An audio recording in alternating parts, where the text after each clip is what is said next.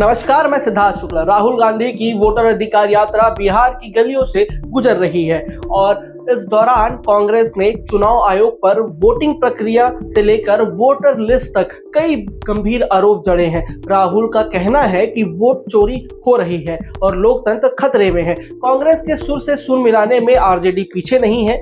उसने बिहार में कांग्रेस को खुला मैदान दे दिया है। यात्रा के दौरान भी पूरे दमखम के साथ आरजेडी राहुल गांधी का साथ दे रही है, लेकिन जब बात विपक्षी दलों की आती है तो तस्वीर कुछ और कहती है और ये मामला थोड़ा दिलचस्प हो जाता है। टीएमसी और आप जो अक्सर इंडिया गठबंधन की बात करते हैं, इस बार राहुल गांधी की वोट अधिकार यात्रा में कहीं भी नहीं दिखे हैं। अरविंद केजरीवाल की चुप्पी और ममता बनर्जी का सोच समझकर लिया गया फैसला यह दिखाता है कि विपक्षी दल एक ही मुद्दे पर खड़े होकर भी एक दूसरे से दूरी बनाए रखना चाहते हैं। पश्चिम बंगाल की राजनीति पर काफी समय से नजर रखने वाले हमारे पत्रकार साथी कहते हैं कि टीएमसी और कांग्रेस आने वाले विधानसभा चुनाव में पश्चिम बंगाल में आमने सामने होंगे। ममता को डर है कि राहुल गांधी की यात्रा से अगर मुस्लिम वोट बैंक खिसकता है तो इसका नुकसान सीधे तौर पर टीएमसी को होगा। पश्चिम बंगाल में मुस्लिम आबादी 27% है और यही वोट बैंक ममता का असली सहारा है। ऐसे में ममता चाहकर भी राहुल के साथ मंच पर खड़ी नहीं हो सकती। दिलचस्प यह भी है कि ममता ने यात्रा में भागीदारी का दिखावा जरूर किया। उन्होंने अपने सांसद यूसुफ पठान और नेता ललितेश त्रिपाठी को भेजा, लेकिन ये दोनों चेहरे ना तो बड़े थे और ना ही यात्रा में उनका कोई खास असर दिखा। यानी ममता ने औपचारिकता निभाई लेकिन असली समर्थन देने में कन्नी काट दी। देखिए, अगर पश्चिम बंगाल की राजनीति को समझे तो टीएमसी कांग्रेस को बड़ा प्रतिद्वंदी मानती है। भले ही पश्चिम बंगाल में बीजेपी मुख्य विपक्षी पार्टी है, लेकिन कांग्रेस और टीएमसी के बीच सीधा मुकाबला कई सीटों पर हो सकता है। यही वजह है कि ममता राहुल को ताकतवर बनाने की गलती नहीं करना चाहती। दूसरी तरफ केजरीवाल की आम आदमी पार्टी भी चुनाव आयोग को घेरने में पीछे नहीं है। उन्होंने कई बार वोटर लिस्ट और चुनावी प्रक्रिया पर सवाल उठाए हैं, लेकिन राहुल की यात्रा से दूरी बनाकर केजरीवाल ने यह साफ कर दिया है कि वो राष्ट्रीय राजनीति में कांग्रेस का जूनियर पार्टनर बनकर नहीं रहना चाहते। दिल्ली और पंजाब में कांग्रेस आपकी तनातनी जग जाहिर है और बिहार में जाकर केजरीवाल खुद को एक्स्ट्रा दिखाने का रिस्क नहीं लेना चाहते। और अगर अब हम बिहार की बात करें तो बिहार में तस्वीर थोड़ी अलग है। यहाँ कांग्रेस और आरजेडी की जोड़ी मजबूत दिखाई दे रही है। 2020 विधानसभा चुनाव में आरजेडी सबसे बड़ी पार्टी बनी थी और तेजस्वी यादव विपक्ष के सीएम फेस के तौर पर उभर कर सामने आए थे। राहुल गांधी की यात्रा में मुसलमानों की बड़ी भागीदारी दिखी और कांग्रेस ने इसे अपने लिए एक संकेत माना कि बिहार में उसका वोट बैंक फिर से मजबूत हो सकता है। लेकिन राजनीतिक समीकरण यही नहीं रुकते हैं। अगर आप बिहार की राजनीति और इंडिया गठबंधन के पूरे फैक्टर को समझेंगे तो ये समझना पड़ेगा कि अगर बिहार में महागठबंधन की जीत होती है तो पूरा श्रेय तेजस्वी यादव को मिलेगा, लेकिन हार होने पर राहुल गांधी, अखिलेश यादव और ममता बनर्जी सभी पर ठिकरा फूटेगा। शायद इसी डर से ममता दूरी बनाए हुई है।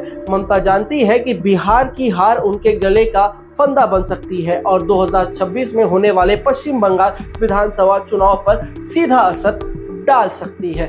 दरअसल ममता के लिए चुनौती सिर्फ कांग्रेस नहीं है। राज्य में 2011 से लगातार सत्ता में रहने के कारण एंटी इनकम्बेंसी भी सिर उठा रही है। बीजेपी 2021 में 77 सीटें जीतकर दिखा चुकी है कि उसके पास ममता के खिलाफ माहौल बनाने की पूरी क्षमता है। ऐसे में ममता का पूरा ध्यान बंगाल पर है और बिहार में जाकर जोखिम उठाना उन्हें कतई मंजूर नहीं है। और इतिहास भी बताता है कि बिहार और बंगाल की राजनीति कभी एक दूसरे की दोस्त नहीं रही। लालू प्रसाद यादव से रेल मंत्री रहते हुए ममता के विवाद किसी से छिपे नहीं है। ये हमारी बहन ममता, ये मामूली आदमी है, मजबूत आदमी है ममता। उसकी ताकत थी, चाहे जहां से लड़के आए। कहा था ममता जी ने कि हम अगर बनाते हैं तो हम रेल लेंगे। ये बात सच नहीं है कि हमारा पार्टी मिनिस्ट्री में ज्वाइन करने चाहते हैं।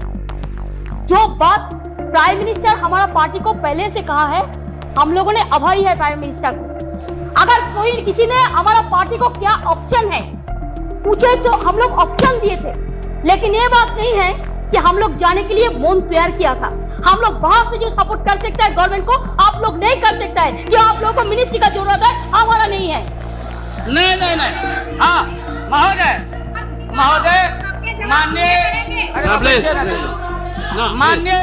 माननीय ममता बहन ने उस बात को जस्टिफाइड और क्लियर किया। इनके सिद्धांत पर असूल पर हम उंगली नहीं दिखा रहे हैं। ये बात सही नहीं है कि रेल मांगा गया था, नहीं मांगा गया था तो नहीं मांगा गया था तो नहीं मिलेगा कभी। सुनिए लालू जी आपको क्या चाहिए? नहीं बैठेगा, नहीं बैठ सर, बहुत दफा हम लोगों ने सुना है। ऐसे में राहुल की यात्रा को लेकर उन्होंने दूरी बनाए रखना ही सही समझा है। बिहार का यह चुनावी समर न सिर्फ राज्य की सत्ता तय करेगा बल्कि 2026 बंगाल और 2027 लोकसभा की दिशा भी तय करेगा। राहुल गांधी अपनी वोट चोरी की पुकार से विपक्षी एकजुटता का सपना देख रहे हैं, लेकिन ममता और केजरीवाल की दूरी यह साफ करती है कि इंडिया गठबंधन अभी भी कागज पर ज्यादा है, जमीनी हकीकत में कम। तो कुल मिलाकर राहुल गांधी की वोटर अधिकार यात्रा ने बिहार में विपक्षी राजनीति को गरमा दिया है, लेकिन ममता बनर्जी और केजरीवाल की दूरी ने यह भी साबित कर दिया है कि विपक्ष के भीतर अविश्वास, डर और वोट बैंक की खींचातान इतनी गहरी है कि मोदी विरोधी की बुनियाद पर भी एकजुटता असंभव सी लगती है। तो अब इस खबर को मैं यहीं विराम देता हूं। तब तक के लिए नमस्कार। मैं सिद्धार्थ शुक्ला, वयम भारत।